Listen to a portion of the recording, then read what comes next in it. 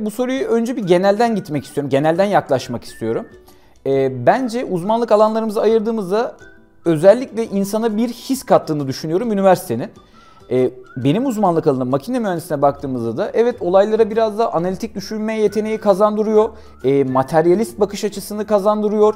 Bir şeyin ortaya çıkışındaki nedeni bulma ihtiyacımız her geçen gün tecrübelerimizle birlikte daha da artıyor. Makine mühendisliğini ben isteyerek seçmiştim.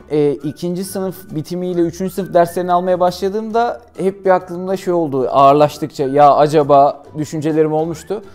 Ama şimdi geriye dönüp baktığımda şunu söyleyebilirim ki iyi ki makine mühendisliği okumuşum.